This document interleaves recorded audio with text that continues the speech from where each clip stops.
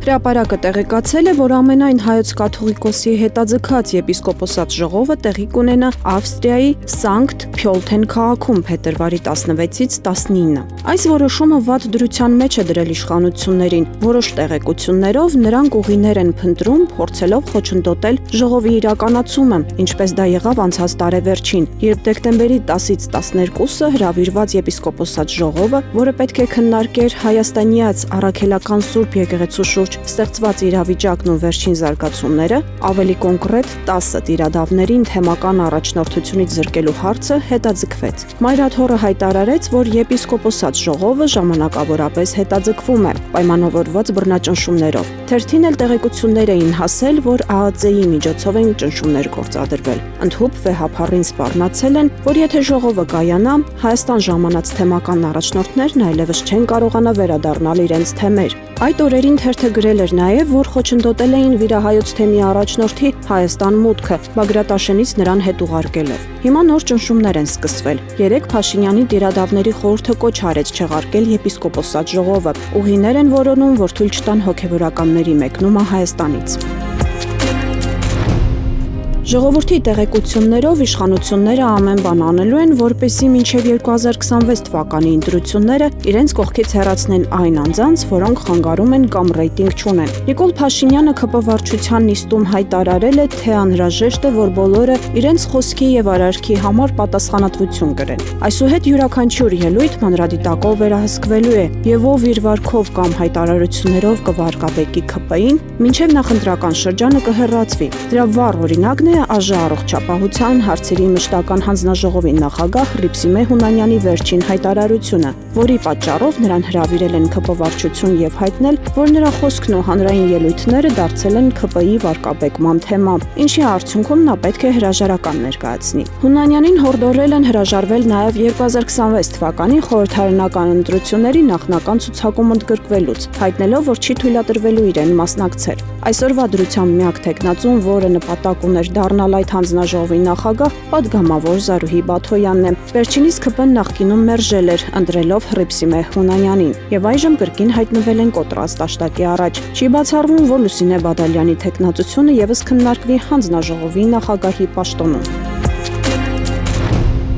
Ժողովուրդը գրում է. Արտաքին հետախուզության ծառայությունը կարծում է, որ հոգևոր մշակութային կառույցները եւ այդ կառույցների ներկայացուցիչները սպառնալիք են Հայաստանի Հանրապետության համար։ Օրերս Քրիստինե Գրիգորյանի ղեկավարած կառույցը հրապարակել է 2026 թվականի տարեկան զեկույցը Հայաստանի Հանրապետության արտաքին ռիսկերի վերաբերյալ։ Զեկույցի վերջին էջերում առանձնացվել է գործակալական ցանցի ազդեցության գործակալների, գործարարության քողարկմամբ քաղաքականությամբ զբաղվող այլ դերակատարների, հոգևոր մշակութային կառույցների ու դրանց հանրային ճանաչում ունեցող ներկայացուցիչների ակտիվացում բաժինը։ Համաձայն այս բաժնի 2025 թվականի ընթացքում արդեն իսկ արձանագրվել է Հայաստանի ներքաղաքական գործընթացներին արտաքին միջամտությունների աճ։ Հետախուզությունն այս ակտիվացումը կապել է Հայաստանում նախընտրական գործընթացների հետ եւ շատ զգուշորեն հոգևորականներին համարում է արտասահմանյան գործակալներ։ Ստացվում է, որ իշխանությունը եկեղեցուն տեսնում է որպես սպառնալիք նախընտրական շրջանում, հենց այդ պատճառով հայ առաքելական եկեղեցու դեմ սկսել է արշավ եւ ճնշումներ հոգևորականների դեմ։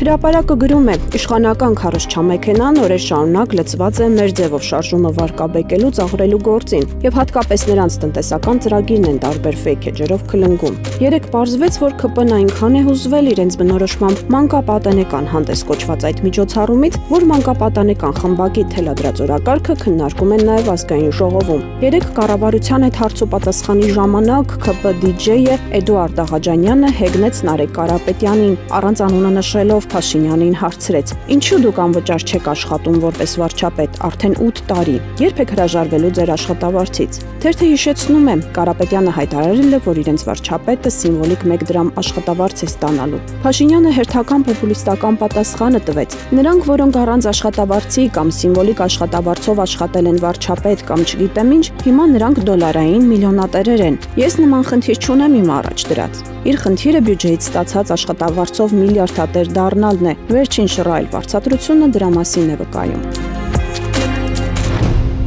Ժողովրդի բացառիկ տեղեկությունների համաձայն ՊԵԿ նախկին նախագահ տնային կալանքի տակ գտնվող Վարդան Հարությունյանը 300 միլիոն դրամ գրավի դիմաց ազատ է արձակվել։ Վերջինիս նկատմամբ խափանման միջոց է ընտրվել վարչական վերահսկողությունն ու բացակայելու արգելքը։ Վարդան Հարությունյանը կալանավորվել էր 2025 թվականի օգոստոսի 8-ին, իսկ հոկտեմբերին կալանքը երկարաձգվել էր 1 ամսով։ Նոյեմբերի 7-ին հայտնի դարձավ, որ նա բանտից տեղափոխվել է տուն եւ տնային կալանքի տակ է։ Արդյունքում տնային կալանքից եւս ազատվեց։ Վարդան Հարությունյանի պաշտպանական խումբը հայտարարել էր, որ կալանքի ակնհայտ անհամաչափ եւ ոչ իրավաչափ կիրառման վերաբերյալ մարդու իրավունքների եվրոպական դատարանին հասցեագրված գանգատն արդեն իսկ մշակվել է եւ օրերս մուտքագրվելու է եվրոպական դատարան։ Իսկ իրականում այս ամենը սարքվել է, քանի որ նա Սամվել Կարապետյանի ընկերն է եւ քաղաքականապես դա արդեն վտանգավոր է։ Փաստը գրում է. Աբովյան խոշորացված համայնքում ՀՀ կառավարության պահանջով չեղարկվել են արդեն հայտարարված աճուրդները, քանի որ ըստ թերթին հասած տեղեկությունների կառավարությունից պահանջում են վերագնահատել աճուրդի դրված հողակտորները եւ մեկնարկային գինը սահմանել նոր կարգով գնահատված գնային սանդղակով։ Սա նշանակում է, որ այսուհետ համայնքային հողերը աճուրդի կհանվեն շուկայականին առավել մոտեցված գներով, ինչը կառաջացնի շուկայում առկա հողակտորների գների զգալի թանկացում։ Հատկապես ուշադիր են հետևում առինջ վարչական շրջանի հողամասերի գներին, քանի որ դրանք վերջին շրջանում մեծ պահանջարկ են վայելում շուկայում, իսկ աճուրդի դրված մեկնարկային արժեքը զգալիորեն ցածր էր շուկայում գոյություն ունեցող գներից։ Այս մոդելը հետագայում կկիրառվի նաև այլ համայնքներում կազմակերպվող աճուրդների նկատմամբ։